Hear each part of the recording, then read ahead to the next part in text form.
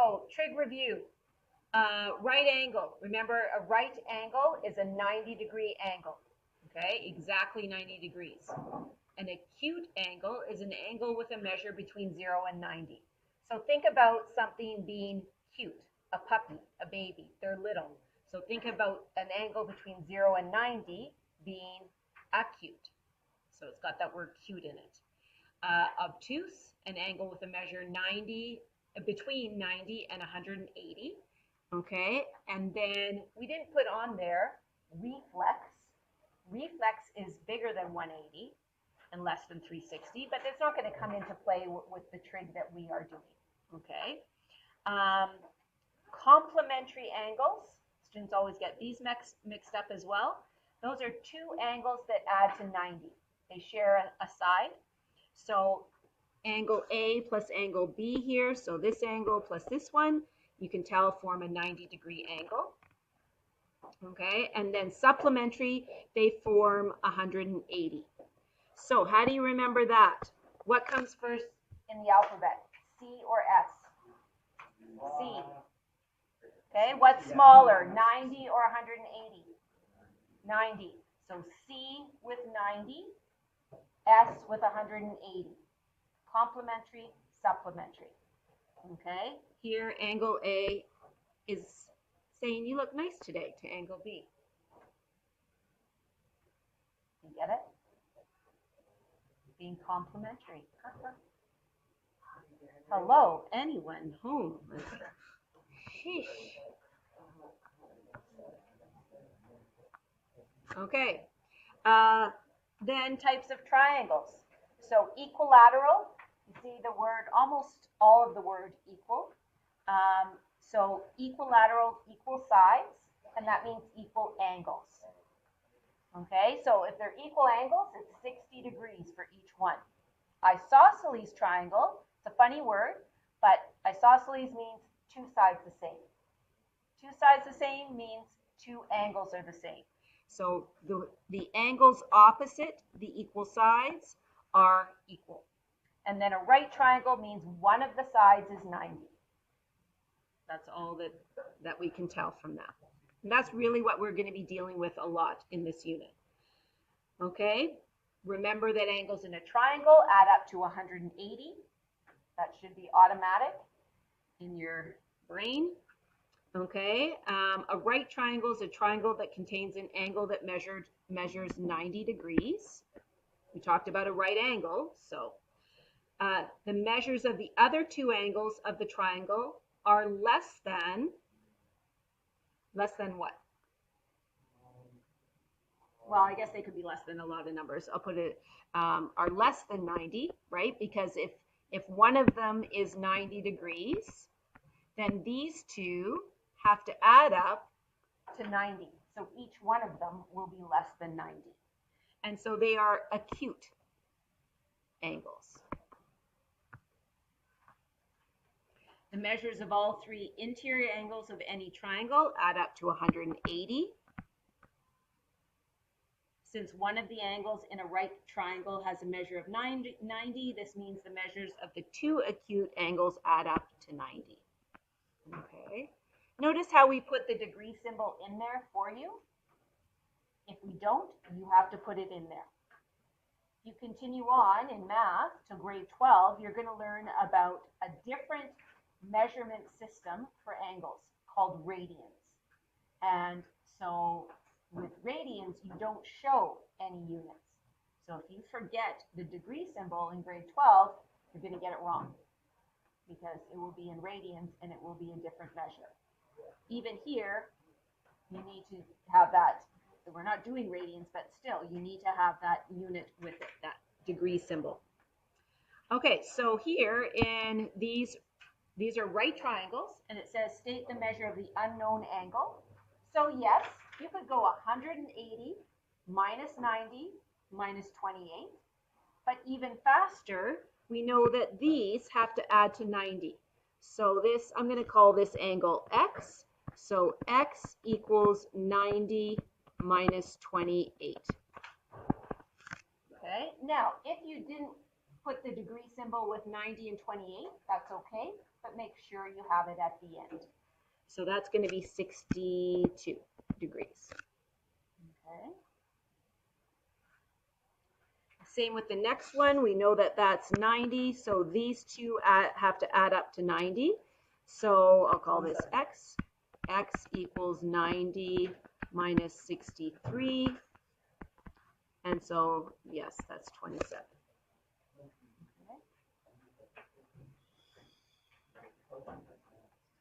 All right, turn over the page.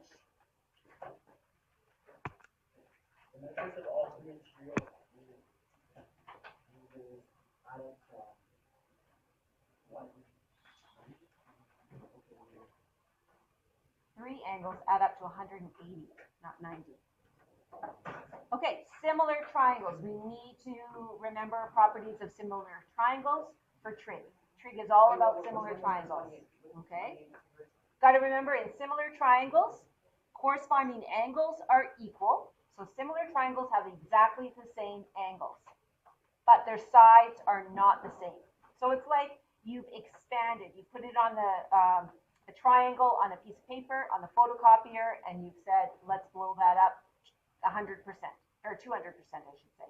So it doubles everything, okay? And so the sides are proportional.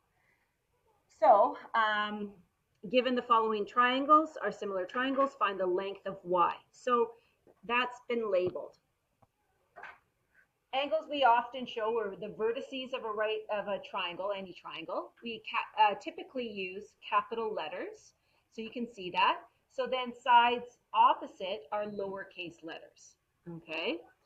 In any case, we've got some labels here, and so take a look at it. Now, we're not told what the angles are, but we are told that they are similar triangles. So we know the angles are equal, okay? So that means these sides are proportional and these sides are proportional. It also means that within this triangle, this proportion, this ratio, is the same as this ratio.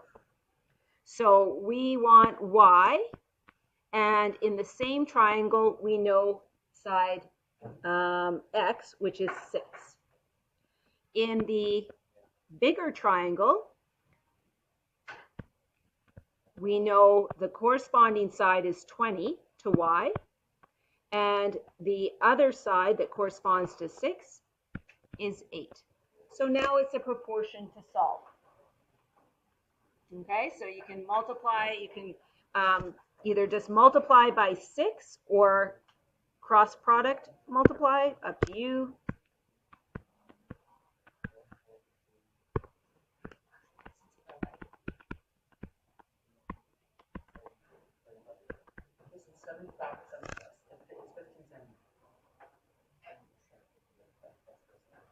Okay, so in this case, does have units, so that's 15 centimeters. Okay.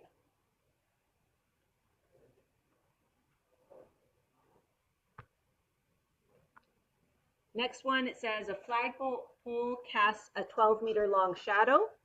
So here's the ground, here's the flagpole, the flag there, and it casts a, well, I guess it could be a rectangular flag, whatever. It casts a shadow. Okay, the sun's up here shining down. It casts a shadow that's 12 meters long. At the same time, a person 1.6 meters tall casts a shadow of so someone over here with the sun in the same place. And this is 1.6, casts a shadow of 0.96. Find the height of the flagpole. So here, Seth, can you just be quiet, please? So proportional, they're both right triangles, so these proportions are equal, or you could set it up across the triangles.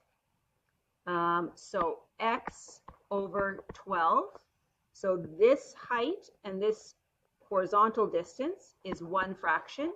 The height of the person over their shadow is given, the other ratio, and then We can cross multiply, or you could just multiply by 12. Last one I cross multiplied. This one I'm just going to multiply both sides by 12. So when I do that, the 12s divide out, and I get 1.6 times 12 divided by 0.96. Is it 20? Okay.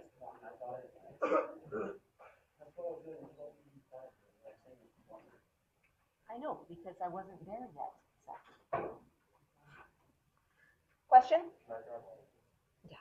Okay, so that is 20 meters. Okay, now this one is not working. Yes.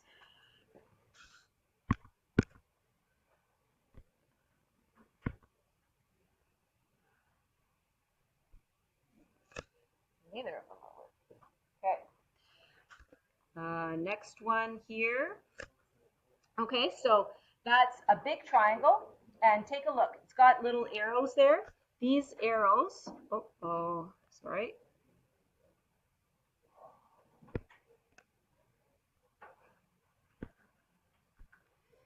These arrows here mean that they are parallel sides.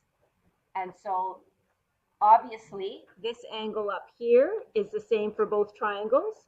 This angle in here is shown to be the same there, and so is this one and this one. Back in grade, I think maybe it was math 9. Math 8 or math 9, you did look at angles and parallel lines and know that these angles here, okay, are equal to each other if those are parallel lines. So we know that they're similar triangles, and we're asked to find EC, so this side here, okay? But it's not in a complete side, it's just part of it. Okay, so I'm just going to call that X, that part there. So it is part of the big triangle. Okay, so I'm going to do the ratio of the big triangle, that side over this side. This parallel doesn't help me at all. I don't know any lengths. Okay, so the BC, so maybe I'll do that first. BC over BE is proportional to BA over BD. Okay, so BC is 8 plus X. BE is 8 equals 10 over 4. Okay, so now it's a proportion like we did with slopes, where you have one unknown. So I would cross multiply. You could, 4 goes into 8 twice, so you could multiply this top and bottom by 2 and then solve that. But I think it's just probably for most of you easier to do the multiplication of each of those. So that's going to be 4 times 8 plus X equals 80. I'm writing really big because my stylus isn't working, so I'm just taking up a little bit more space. And then 32 plus 4X equals 80. So 4X equals 48. So X equals 12. Doesn't have units. Oops. So we just leave it as 12. Okay.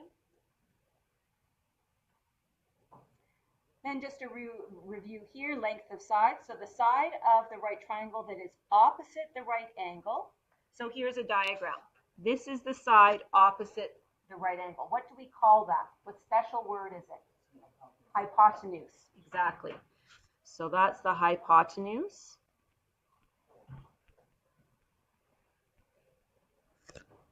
Okay. The two sides of the right triangle that form that, we call them the legs of the triangle. They're basically forming that hypotenuse. Okay, so they're called the legs. Okay, so here this is the hypotenuse. I'm just going to use H, and then these are the legs.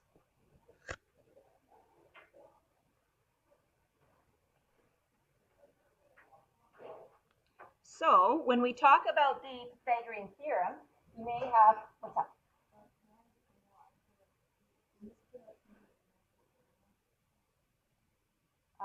Miss who? Oh, what team?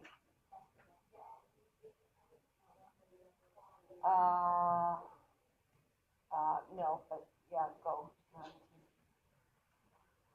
Okay, so you may know the formula as a squared plus b squared equals c squared. Okay, but really, what's a, b, and c? Maybe you don't know. Well, a and b are the legs, typically, and c is the hypotenuse. So we call it leg 1 squared plus leg 2 squared equals hypotenuse squared. You can only use this for right angled triangles. In Math 20, you'll learn other formulas called the sine law and the cosine law that will help you find missing sides and angles in non-right triangles. That makes it popular. Okay, so determine the length. So you've been doing this for a few years. So the hypotenuse here is your unknown.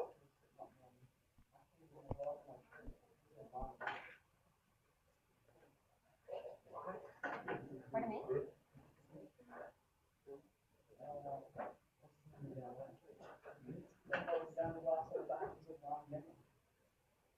Who's lying down? Nobody. No, it actually makes sense. I don't know why you're all laughing. I know I can't even do this a little bit. I'm asking you so that you're on 4 legs of the chair. You weren't before. Okay? That's it.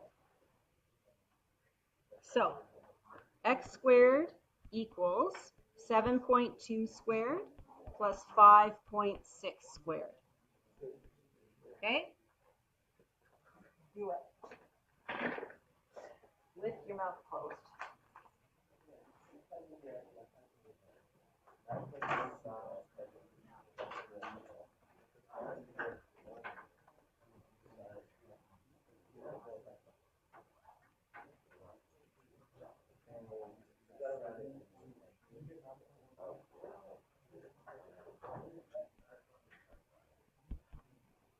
Okay, don't just leave it like that. It's not 83.2. It doesn't make sense.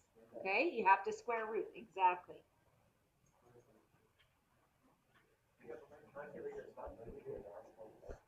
What do you mean it's not doing it?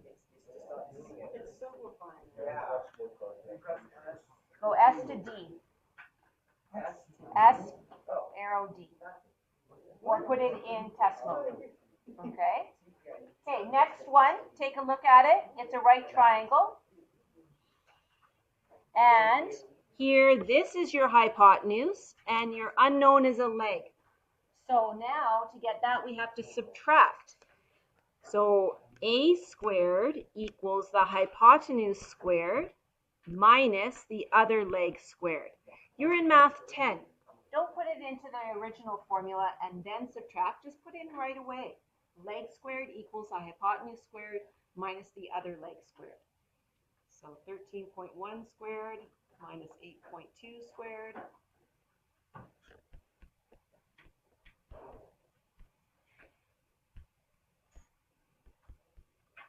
I should really show the root sign.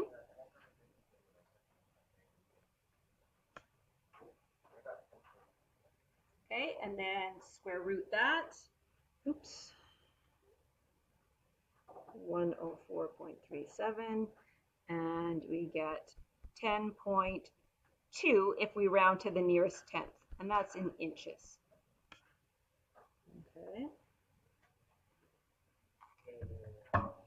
A lot of times we'll be, well, I think back in the radicals unit, we got you to use the Pythagorean theorem with radicals. right? And just leave it in simplest form. So this is nothing new. Okay. And then the last one, side length and angle notation. So important to know the notation, otherwise it's pretty hard to solve a question if you don't. So it says we typically label side lengths of a triangle in one of two ways. Either using the lowercase letter of the angle opposite the side length, guys, or by using the uppercase letters of the angles the side length is contained between. Label the side lengths of the triangle shown using both notations. Okay, so here, oh, that's kind of repetitive.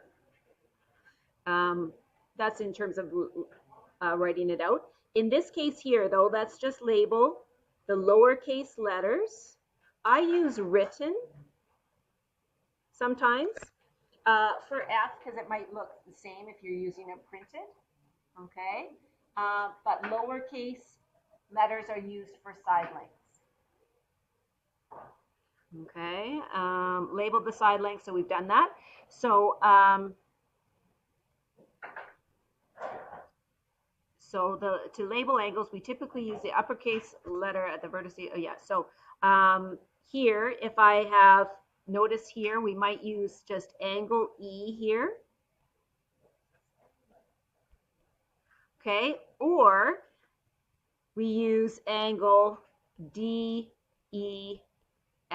or FED, usually alphabetical order, but you have to have 3 letters if you're going to use more than one. You can't have 2 letters. The middle letter is where the angle occurs. In this triangle, I wouldn't use that 3-letter version. I would use just this because there's no other option, right?